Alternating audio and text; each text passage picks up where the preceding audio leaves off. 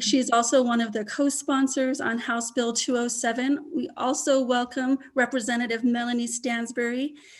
These two women have done such an incredible job of meeting with community for almost 18 months now to really think together and problem solve together, and bring people from a lot of different perspectives with a lot of different wisdom to do some problem solving around eradicating hunger, and doing that in a way that's good for the people who grow and produce our food as well. We're also joined today by Carrie Irvin. Carrie is a mother of 3 beautiful elementary school age children, and somebody who has a lot of lived experience about what it is to not necessarily know where your food is going to be coming from and to have enough for your whole family. So she brings a powerful perspective. We also have joining us today Chili and Anita, both of whom bring important perspective about what it is to grow food and to strengthen local food systems, and to do that in a way that is deeply grounded in community and tradition. And then we also have joining us Ellen from the Interfaith Hunger Coalition. And so we have quite a lineup in store for you today. And with that, I'm going to hand it over to Representative Ferrari. Representative, the floor is yours. Thank you. I appreciate that great introduction you gave to all of us. But just to give you some background, hundreds of advocates from many of the contributing entities that are necessary for providing nutritious food for the health of New Mexicans have been meeting this past year to bring forward the complexities of preventing hunger in our state. And the culmination of the recommendations are reflected in the many of the bills that have been introduced in this year's legislative session. But to ensure the incorporation of this cooperation and coordination for better food and farm-to-table actualization, the most important recommendation is to set up a council to include pertinent state agencies, farmers, ranchers, food banks, and nonprofits that will continue the mission to mitigate hunger and improve nutrition for healthier New Mexicans. And so this is so important, and I believe the rest of our panel will be able to explain how important all of these different aspects of mitigating hunger in our state will be. Thank you so much, Representative. And Representative Stansberry, you had the joyful task, the challenging task of also listening to hundreds of people who are representatives of multiple coalitions and organizations and individual community efforts, and weaving that into our food, hunger, and farm bill. Will you tell folks a bit more about House Bill 207, what inspired you to do it, and more about what we can achieve if we're able to get this legislation through together? Yes, well, thank you. Thank you so much, Lily and New Mexico First, for hosting this, and welcome to everyone who's joining us today. So one of the things that's really important to understand, to kind of put into perspective what we're trying to do with House Bill 207, is to really understand what's going on with hunger in New Mexico and our food system. So on one side of the equation, New Mexico's an agricultural economy. We have been so since time immemorial. There are communities that have been farming here for thousands of years. It is part of our culture, it's part of our identity, it's part of our connection to the land. And so it is part of who we are, but yet our agricultural sector struggles to get food into the local market to ensure sort of long-term economic, social, and environmental sustainability for a whole host of very complex reasons around our food system. And as a result of that, we actually export over 90% of our agricultural products outside the state. On the other side of the equation, we have amongst the highest rates of hunger in the United States. So we have the highest childhood hunger rates. We have 1 in 5 people in our state are experiencing food insecurity, and 1 in 3 children. So the question is, how do we reconnect our food system to our communities and ensure that our people have access to food that's healthy, that's culturally affirming, and that nourishes not only our bodies, but our spirits and who we are? So what we have been doing over the last 18 months is bringing together a vast coalition of farmers, agricultural production groups, experts, scientists, researchers, people who work in the emergency food sector or food banks and food pantries, advocates, farmer market associations, to have that question to say, how do we unravel the challenges around our food system and hunger in New Mexico to address these systemic challenges? And House Bill 207 is really the culmination of those conversations, which is to say we can work on different aspects of these challenges around agriculture and hunger, but how do we create a framework for our communities to have those conversations and move forward in a meaningful manner, not just this year, but in the years to come? And I think one of the things that's also really important to highlight is this year with the pandemic, you know, it not only sort of revealed the strains on our system, but it also cracked open new opportunities. And because we were forced, because of disruptions to our food system and the huge exponential increase in families who actually needed access to emergency food, it really, I think, solidified the desire of our food system participants to really rethink, how do we do this? How do we solve hunger in New Mexico? How do we lift up our farmers? How do we address structural and infrastructure problems in our state? So House Bill 207 is all about addressing those problems in a comprehensive manner and putting into place a durable framework to actually address them going forward. So we're very excited. We're going to be in our first committee on Tuesday at 8:30. We'll be in House Ag and Water. And for any of you who are interested in this bill, you support it, please show up and have your voices heard. So thanks so much. Thank you, Representative Stansberry. Next in our lineup is Carrie. And Carrie, I just want to give a shout out to you for being somebody who is willing to come and bring your story and just your deep understanding how what is sometimes a personal challenge in your own family is a challenge that many New Mexicans face. And so your insight in terms of appreciating and understanding the policy implications of your own lived experiences are powerful. So we're going to turn it over to you now to help people understand a little more and maybe break through some of the myths they have about who's hungry in New Mexico. Oops, if you can go ahead and hit your mute button, they thwart us all sometimes. As you're adjusting that, go. Carrie, what we're going to do is we're going to come back around and we're going to circle back to you in just a moment. Next, we're going to, and so we really want to hear your story, and it's a powerful one. But next, we're going to go to Mr. Chili Yazzie. And Mr. Yazzie has a lot of leadership experience, and currently he is the coordinator for the Shiprock Traditional Farmers Cooperative. Mr. Yazzie, would you mind telling folks a little bit about yourself and the work you've been doing?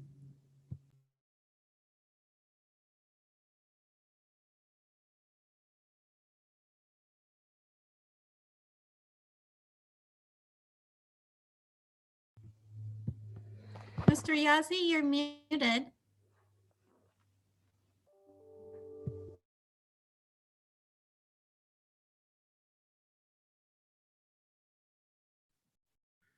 Okay, now? Sounds good. Beautiful, we can hear you, sir. Okay, thank you. Again, I appreciate being here with you, Lily, my fellow panelists, and of course, our honorable representatives, Stansberry and Ferrari. We greatly appreciate your compassionate and visionary leadership. Thank you. I am Dwayne Chili Yazzie. I'm from Shiprock, and I'm currently work as a coordinator with the Shiprock Traditional Farmers Cooperative. I've been in leadership capacities with my community in the Navajo Nation since 1975, about 45 years now. And I'm currently retired, and my credentials are as follows. I am a grandpa, I'm a farmer, I am an earth defender, and a community leader. And I want to go ahead and read a brief statement here. The indigenous peoples of New Mexico, who number 10% of the state's population, are among the state's most disadvantaged peoples due to lack of adequate education, healthcare, housing, employment, and effective social programs. To aggravate these conditions, we have been subjected to personal and institutional racism for many generations. These circumstances are due to the imposition of different economic and social norms that have conflicted with our original lifeways. We can leave much of that to history, although we must continue to contend with the negative residuals, such as poverty, high unemployment, a less than meaningful process of education, health disparities, including rampant diabetes, violence, alcoholism, substance abuse, food deserts, and the acute food insecurity condition. One of the greatest fallacies of the new ways has been the contention by the merchants of the new ways that it knew better than us what was good for us. That conclusion has never been correct and has only served to our great detriment. In this modern day, we know our life circumstances. We know our needs, and absolutely, we know what remedies will work best for us. We all agree that we must move past the welfare handout condition we have been relegated to by the Great Imposition. HB 207 is an invaluable piece of legislation that will help accomplish that moving on. It will provide a tremendous opportunity for the state of New Mexico to help us to help ourselves. As we go together into what appears to be perilous times, our communities must have the tools to afford themselves the means to a secure and healthy future. HB 207 does exactly that. We do not want a handout. We do not want you to continue to do for us. Rather, provide us the tools to fend for ourselves. We as farmers and ranchers have the natural resources and capacity to feed our communities. It is imperative that we end food insecurity and hunger. We stand in strong support of HB 207. Thank you. Mr. Yazzie, thank you so much for being here, for bringing your experiences and wisdom as a grandfather and all of the life experiences that come to being in that honorable position in our communities, right? And I want to thank you for lifting up and raising the importance of how it is that when we come together, we can problem solve. We just need sometimes the supports to be able to do that problem solving together versus being stuck in old patterns that don't work for us. So thank you so much for bringing that perspective. We're going to shift next back to Miss Carrie. Carrie? Hello, can everyone hear me now? Yes, ma'am. Awesome. Okay, well, my name is Carrie. I am a native New Mexican and a single mother. Food insecurity has been a reality in my life, even as a food stamp recipient. It has been important to me to provide my family with the most nutritious options that are available to us. Experiencing food scarcity for me meant skipping meals to ensure that my children had enough. It meant scavenging for unhealthy snacks at work to get by. It meant experiencing or expressing my fears and embarrassment to my therapist and her kind gestures with providing me funds for food. For ethical reasons, we do not consume meat, and alternatives come with a higher price. Access to processed food is much easier, but with little to no benefits. I want to do the best for my children, as I think we all strive for. When our bodies are not adequately nourished, how can we be expected to thrive physically and mentally? Access to fresh food is essential to better mental health and better physical health. As someone who has experienced homelessness and has worked closely with the population, I have seen the challenges that I and others have faced with navigating these systems. It can feel like you're jumping through hoops, jumping from person to person just to gain benefits and clarity. It can be more difficult for those who don't have access to phones, internet, or mailing addresses. Public policy needs to have growth in becoming more humane. Food security is a basic human need for survival. I have, however, noticed positive changes with the SNAP benefits during the pandemic.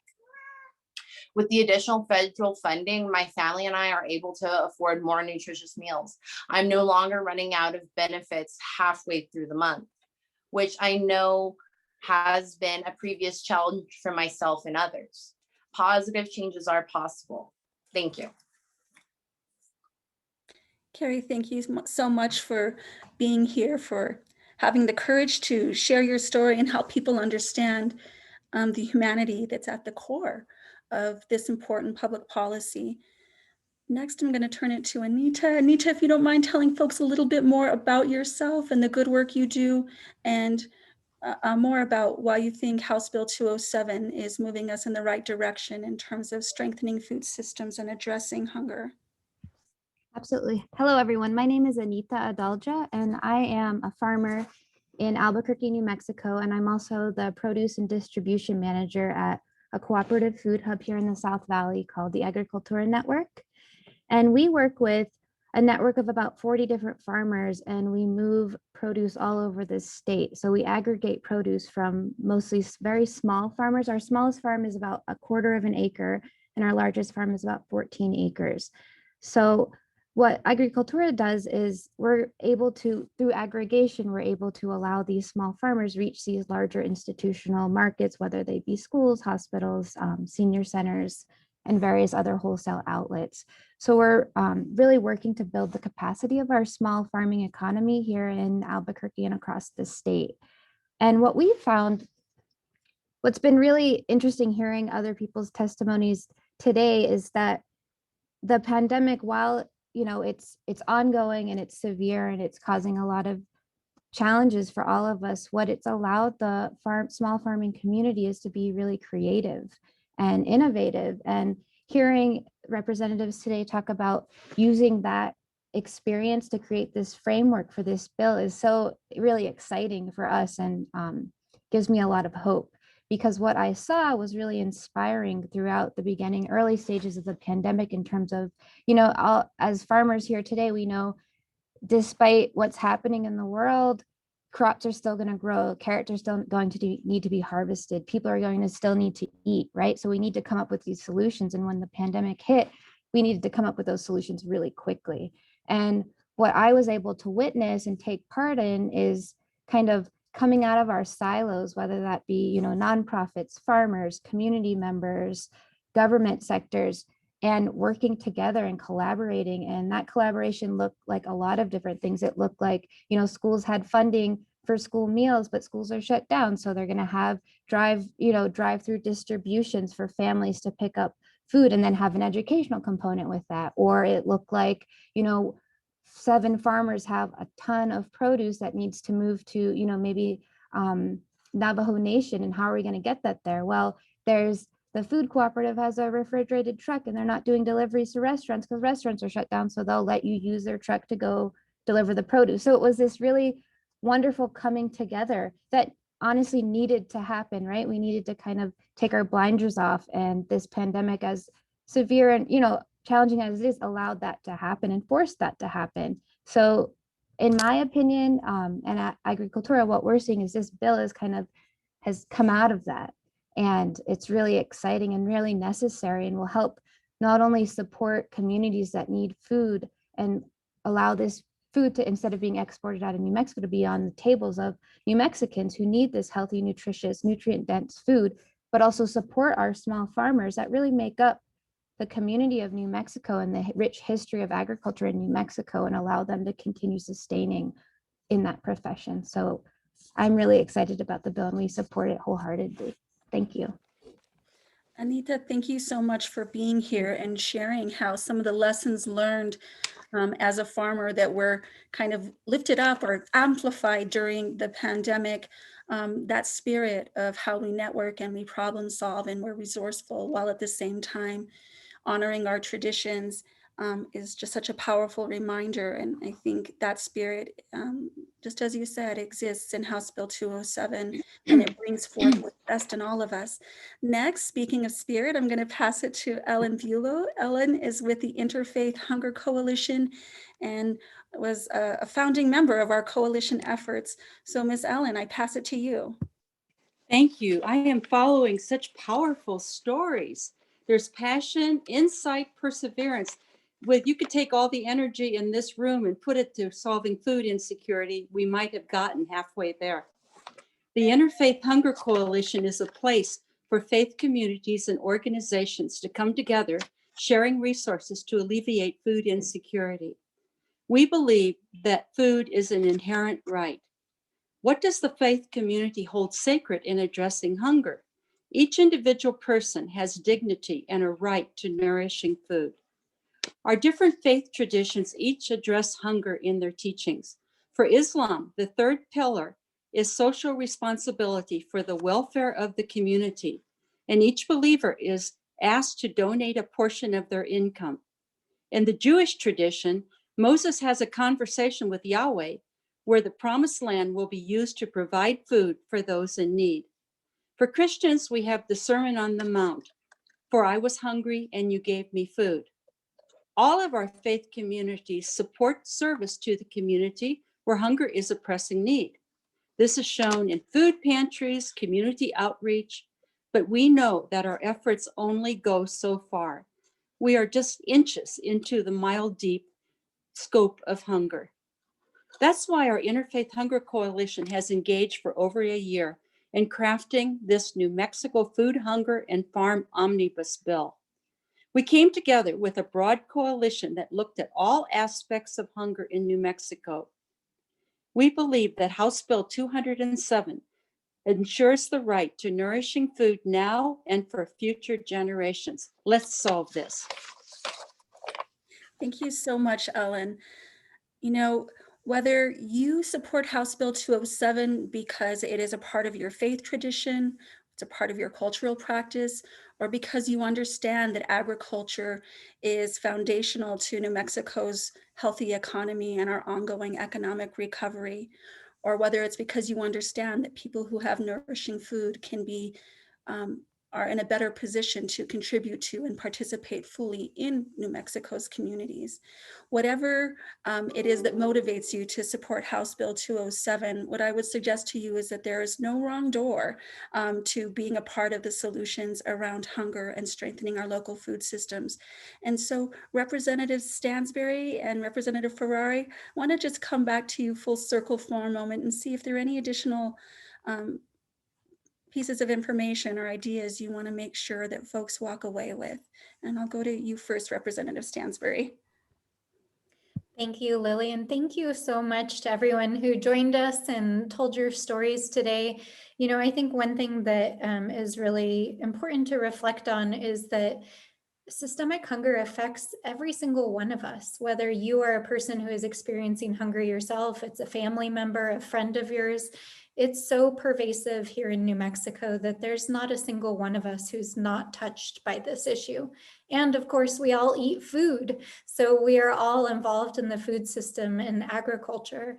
So this bill is really about reconnecting our communities to food, to addressing hunger, to reconnecting our agricultural sphere with our communities. And it's been such a joy to work with everyone on it. And I see we have some members of the media in our coalition who are also on. So we'd love to take some questions, but just really thank you so much for being here. Thanks, Representative Stansberry. We'll come back to Representative Ferrari and then questions from the press. Representative Ferrari, will you unmute, please? Thank you, ma'am. It helps, doesn't it?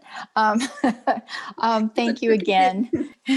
It's, just been so exciting to see how many different people and groups and farmers and ranchers and food banks, everyone who have been working on, especially during the pandemic, to provide food for everyone in our state, whether they've lost their job or part-time work. Kids, who normally would get it at school, how the schools have made it so that they can go and pick up lunches and breakfast. All of these different systems and people working together are really important. And I especially am mindful of children, and especially early childhood education all the way from cradle to career depends on kids receiving nutritious food, and to make sure that seniors get it. And it's all working together that is going to make a difference. And that's why I think HB 207 is going to be so important to continue that effort, not just for this administration, for generations to come in New Mexico. So with that, thank you very much. Thank you, Representative Ferrari, and for reminding us that it happens across the lifespan, that we need to pay attention to this and work on it. And that by doing that, by taking the kind of approaches that are embedded in House Bill 207, we can build back stronger, healthier, more connected, more just, and more living by our values of how we care for our families and our neighbors. So with that, we're going to turn to members of the press. If you have any questions, you can go ahead and raise your hand, and then our team at New Mexico First will unmute you, and you can direct your questions to whomever on the panel you would like to talk to. And Lily, so far we have Robert who would like to ask you a question. Robert, you are unmuted. Thank you, Robert Knott, Santa Fe, New Mexican. We're also used to saying, "Can you hear me?" But you're looking at me like you can hear me, so I'm not going to answer. We can hear you. I have several questions, and I'll just go one at a time. I'd like to hear from the two representatives, but anybody can please respond. What does it say about us as a society in this state that we need a big bill like this to actually address this issue? Thank you, Robert. Representative Stansberry, would you like to take it first?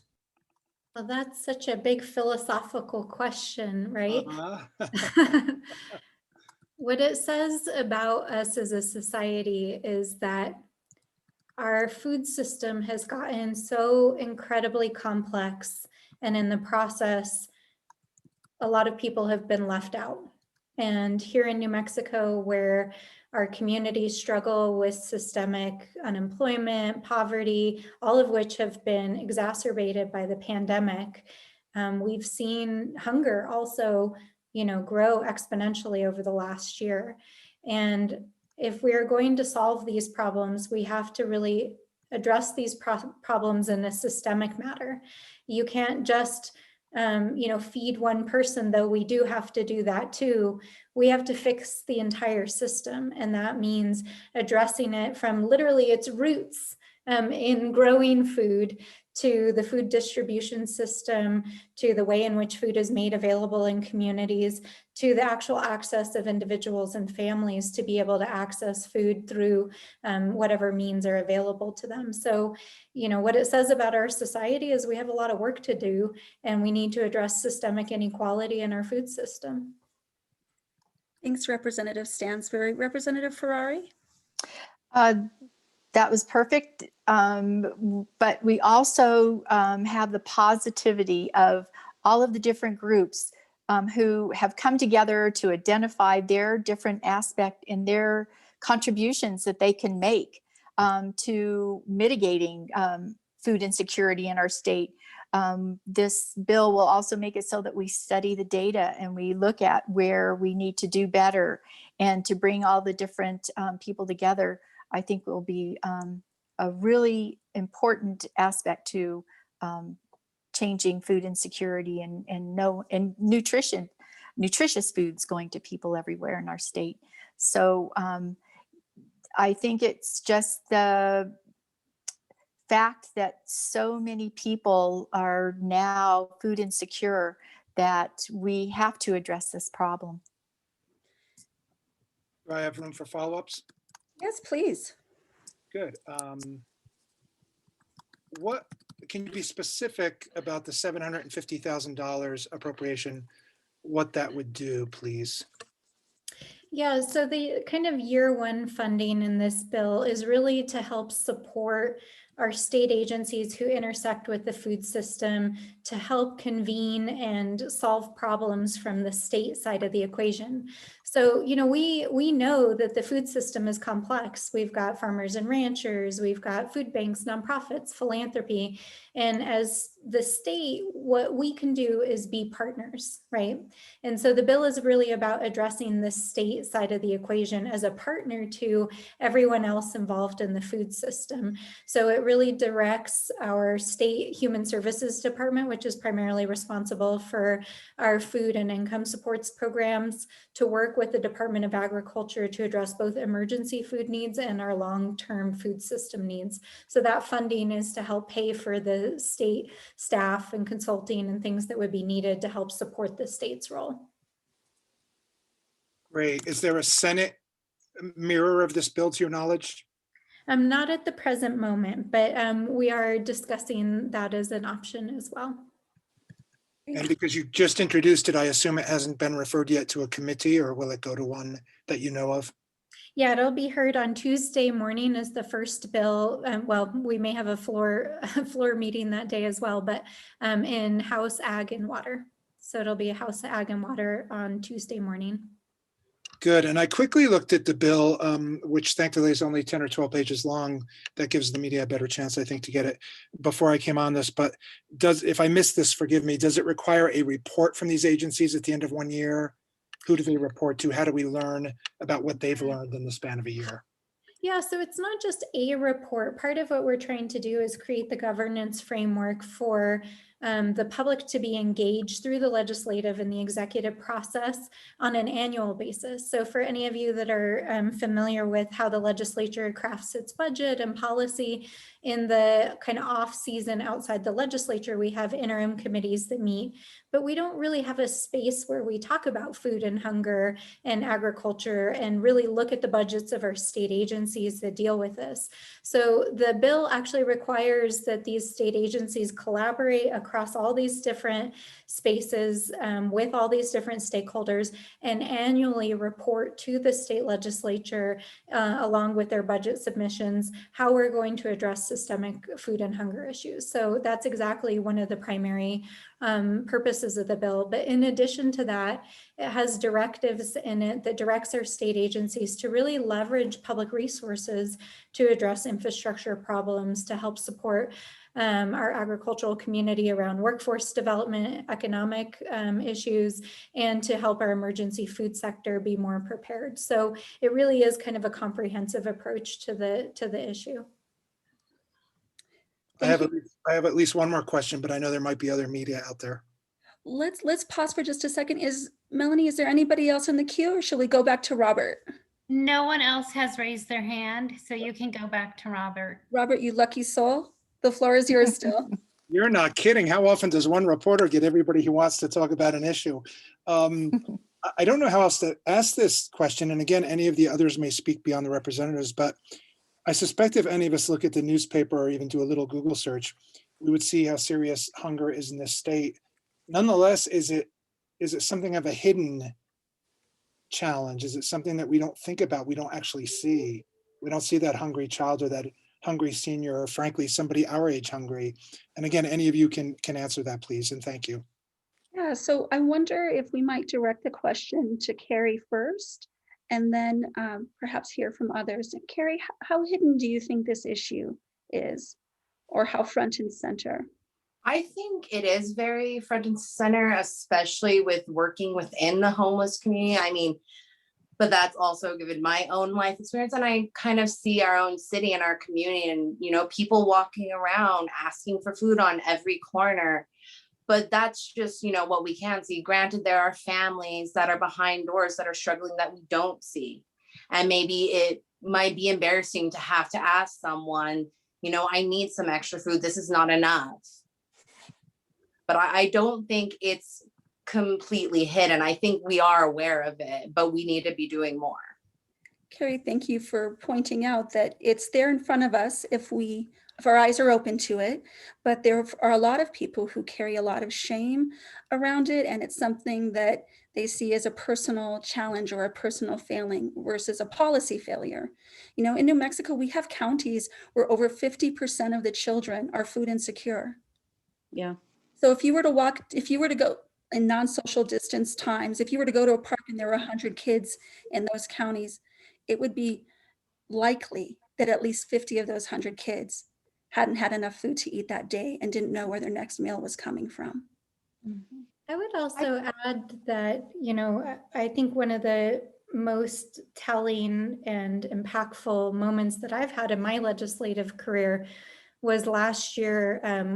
Myself and Representative Madrid from Chaparral were presenting a bill in the House Education Committee to address student co-pays for school lunches and breakfasts.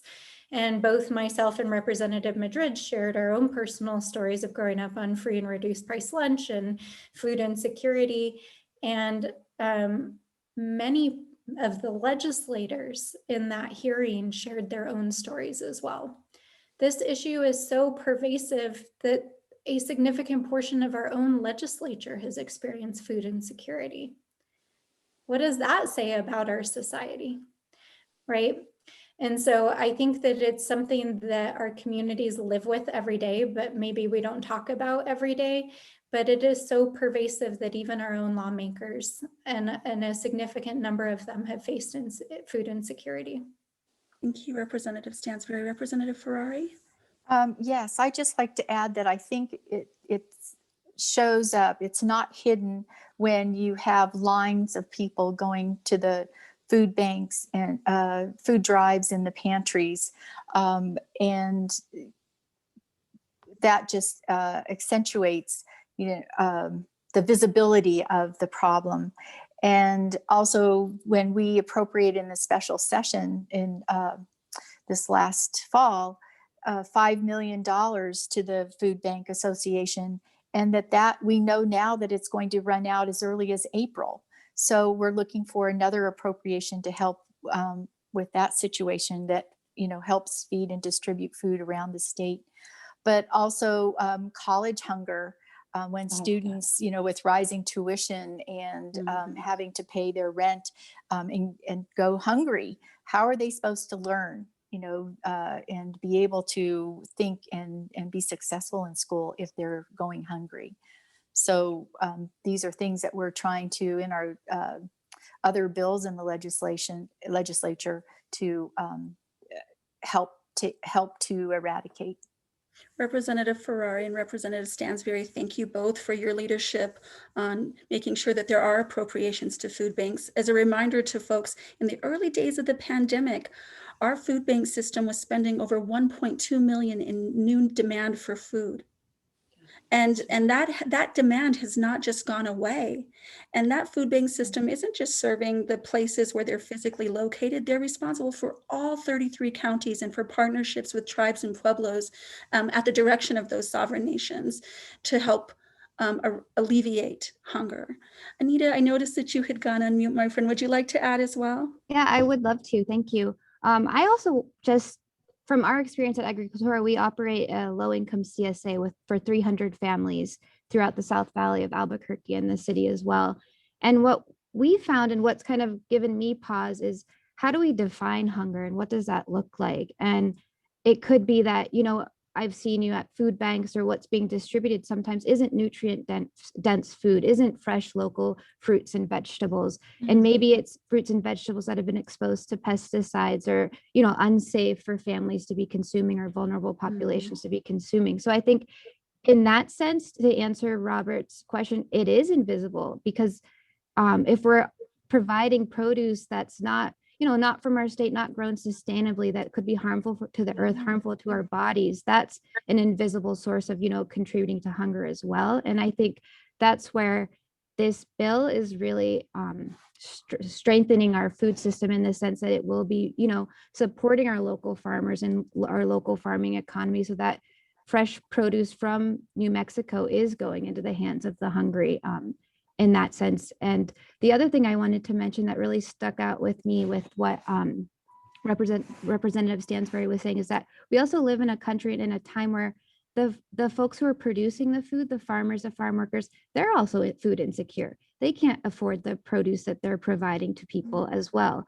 So again, this is another way that we can shed a light on all of these issues that are systemic and that are happening, that are all kind of contributing to the food insecurity of the nation and of our state of New Mexico.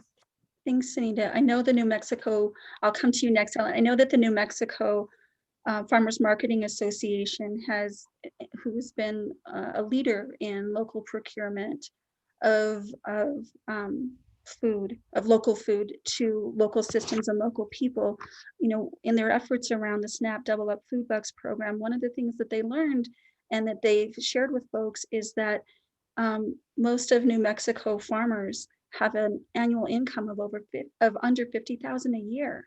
That's true. For their whole families.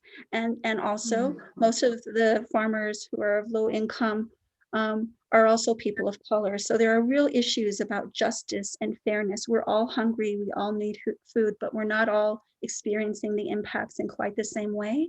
And so for some, it may be invisible because they get some buffering that having enough food allows you. But for many New Mexicans, not a privilege of not seeing or knowing. Ellen, you wanted to add as well? Yes, I would like to talk about our Interfaith Hunger Coalition bi-monthly presentation, where Albuquerque Public Schools Food and Nutrition Services Manager gave a great report on what is happening in the schools. There are so many students that wouldn't be able to get their food. They're doing grab and go lunches. The teachers are giving emergency food boxes out, food vouchers, and they are actually delivering food after hours to students. And the workers and the food services are spending many hours in the cold, filling up trunks with food boxes for these families. This is the hidden place of hunger in our society, are our students. I'm a retired teacher. I used to see the effects of hunger on not being able to learn, sleeping in class, just all kinds of problems that come when students don't get their nutrition. And also think about what we all enjoy. We enjoy sitting at the table at night with our families, having great food, enjoying a lot. That is not a common experience for many of the students. They are food insecure, and this is going to have more effects than just now. So that's what I wanted to add. Thank you, Ellen. We're going to come to Chile next. And I just want to note that, you've all shared examples of people going to remarkable lengths for one another. And the good thing about good public policy is that we set ourselves up for more predictable, positive outcomes. That's right. So we don't want to take away that the goodness of what we can all do together in the ways that we do it in spite of whatever our legislative landscape is, or our policy landscape is, but we deserve these predictable positive outcomes, and good planning and budgets that align with our values get us there. Mr. Yazzie, do you want to respond to this question as well? And then we have a question from Kyle. Yes, thank you, Lily. Just some added reflection on Robert's first question in terms of what does the food insecurity say about our society. Well, one basic issue that's beyond our control is the population growth. And then also, I think secondly, is the heavy industrialization of things that our people need. And the heavy industry that is involved with food production and distribution, et cetera, has given rise to monsters like Monsanto. And I believe that this bill is one that I guess we can say coming in the nick of time before it's too late, much like the initiatives on how to deal with our climate crisis.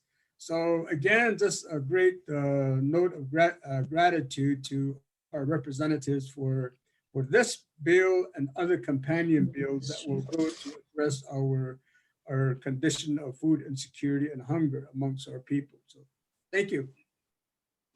Thank you, Mr. Yazzie. We're going to go next to Kyle. Kyle, you have a question for folks as well. Would you like to unmute and direct your Yes. question? Yate, Kyle Yinship.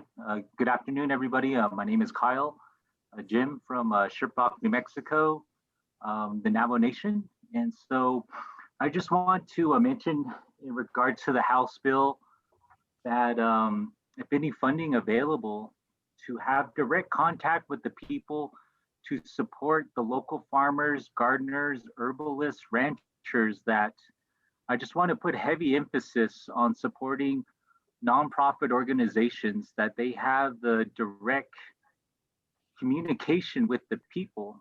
And so I do support universities, federal programs and so forth, but they can only do so much in regards to insurance and securities, and even voicing and being on certain topics is, they can only do so much. And so as far as supporting the nonprofit organizations, that they have the ability to serve the people directly, and even creating task force committees to provide seeds, laborers, tools, equipment, and providing that network between politicians, land permits, land departments, with the farmers, and even ensuring that the professionals are doing what they can to provide high quality of water, air, soil.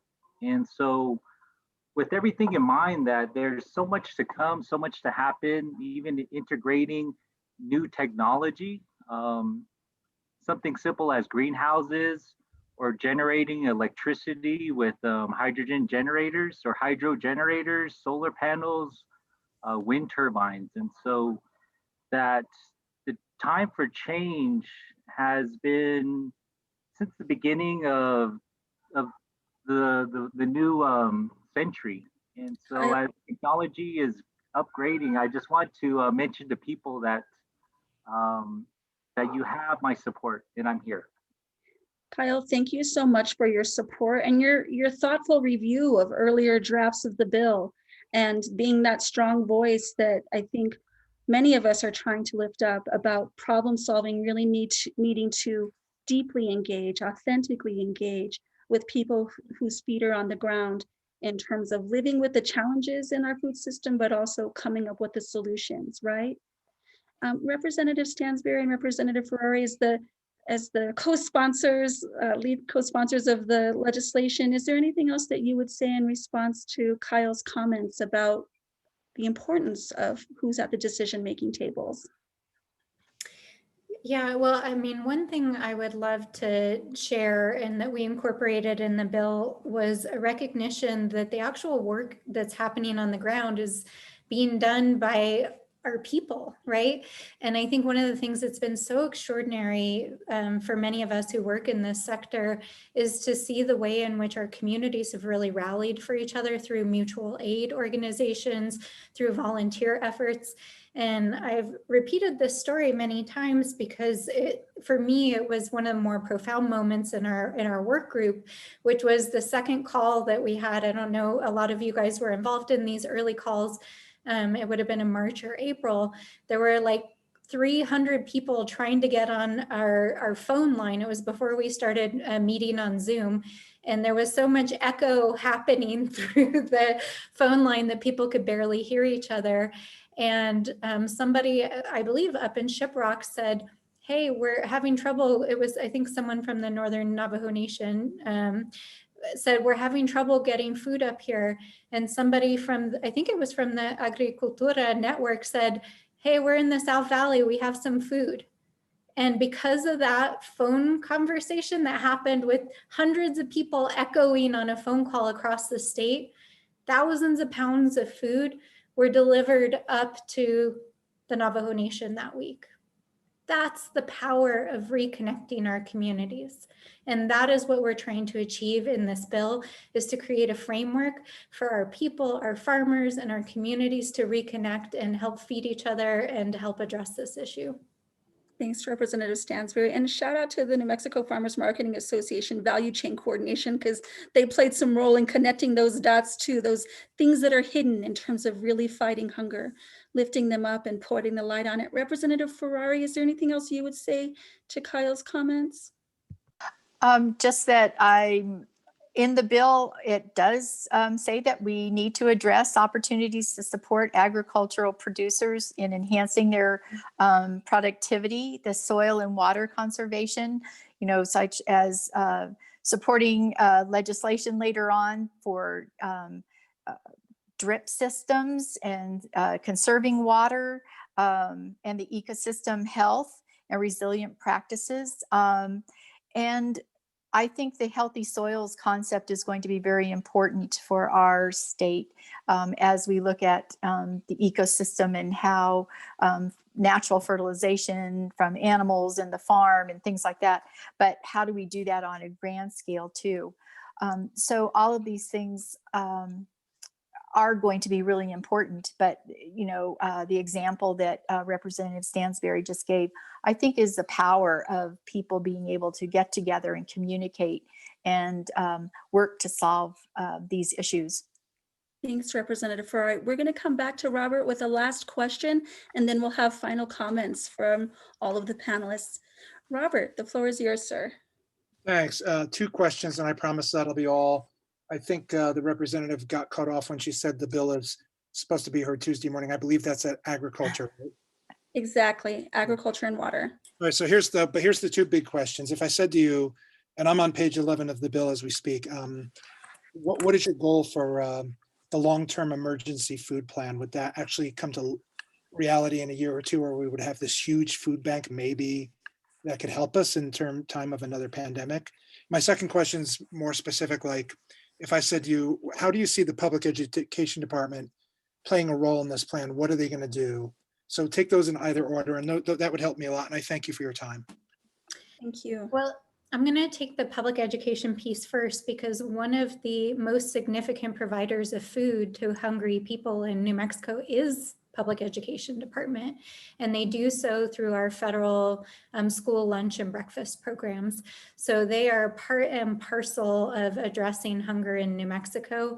Part of why we not only included them in the bill because of that, but is because they own significant assets in the state that we think can be leveraged to address some of the infrastructure problems around food. So cold storage, distribution, and actually, contact with families. So public education department plays a massive role in addressing hunger, and actually always has. With regards to the emergency food sector pieces, one of the things that we saw this year at the beginning of the pandemic is we have an emergency response protocol when we face some sort of disaster or emergency order, as we are under the pandemic. And I want to give a huge shout out to Secretary Scrace, to Secretary Blaylock, to Secretary Trujillo in State Indian Affairs, and to the governor's office, because trying to figure out how to address like immediate emergency hunger needs and water needs. Frankly, there are chapters of the eastern chapters of the Navajo Nation where people had their access to drinking water cut off because chapter houses were shut down.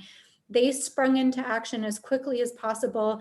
We had National Guard, food banks, state agencies delivering massive quantities of food across the state, and also trucking water out to families in the Navajo Nation. But what I think we learned in the process is that we weren't as prepared as we could have been.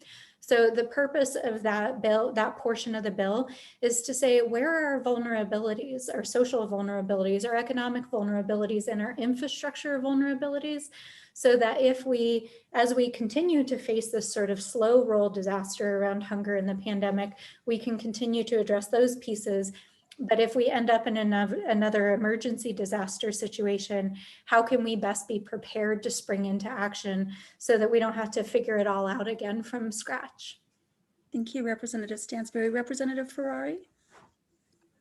I don't have much to add to that. That was pretty comprehensive and covered all of our situations. So thank you, Representative. Beautiful. We're going to go ahead and get last remarks from folks. Carrie, we're going to come to you. If, as you think about your own policymaker, as you think about other folks who will be asked to make decisions about whether or not to support House Bill 207, what do you think is really important for policymakers to keep in mind about your experience and the experience of parents like you who are hardworking folks who still don't always have enough to eat? Well, what I would say is, I mean, it really comes down to getting locally sourced food. I mean, that is so important for keeping it within our community and making sure that we are nourishing our bodies enough so that myself and our children can do better. Because when you have a healthy body and healthy mind, I think what's really important is focusing on that it's nutritious food, it's not processed, and it's creating community building within that. Thank you so much. We're going to go to Chile next. Mr. Yasi, what do you want folks to take away as they're making decisions in our state legislature about why House Bill 207 is so important? Oh, and sir, you're muted. One thing that House Bill 207 will do is make that connection, as that's been stressed by Representative Stansberry here. Because of the industrialization that I mentioned of agriculture, there's been a great trend away from the small producer. And we certainly have the resources and the capability to generate the food production for our community. So I think that's a really tremendous benefit of this bill. Thank you.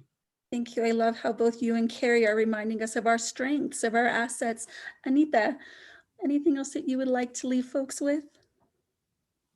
Yeah, I guess I'll echo them as well. I do think that this bill highlights the strengths that already exist in New Mexico.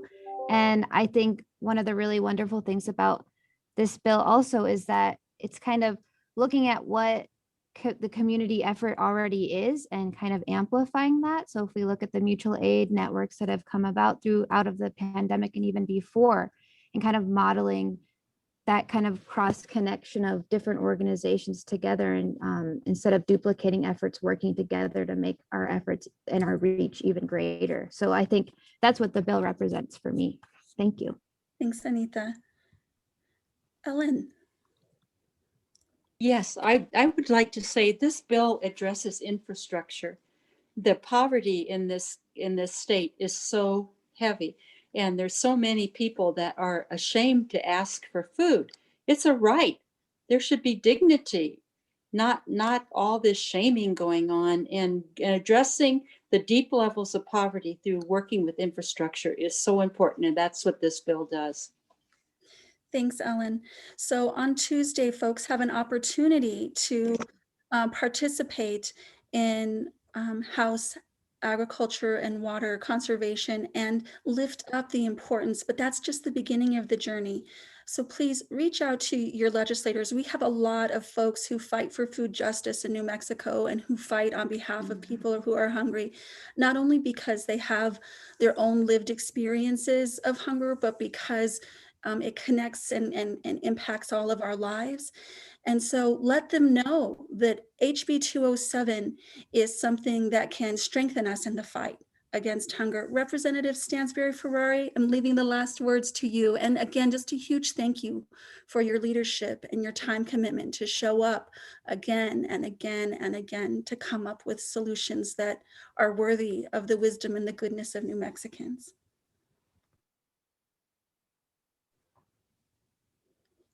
Well, I'll just say quickly, I don't know that I could say more important words than anything that anyone else has said in their closing remarks. I do want to just offer one other shout out, which I forgot, which is for Secretary Whitty, our State Department of Agriculture Secretary, who has been integral along with our extension services in helping to support this sort of big ideas, big dreaming, and addressing structural issues in our food system. But I also just want to shout out the hundreds of farmers, food banks, nonprofit organizations, faith groups that are behind this bill, that have offered their heart, their minds, and their good thinking, and that are out there doing the work every day to get food to hungry New Mexicans. So thank you for that.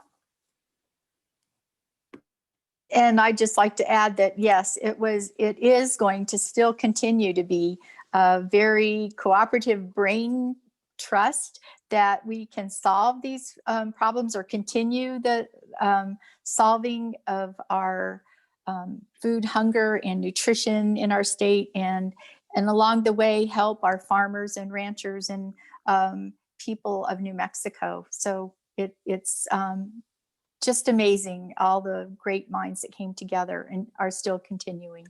So thank you. Well, I want to just give some love out on Facebook to everybody who was here today to share their powerful stories and their powerful wisdom. Give some love to each other, because that's what keeps us strong and moving forward when things are hard.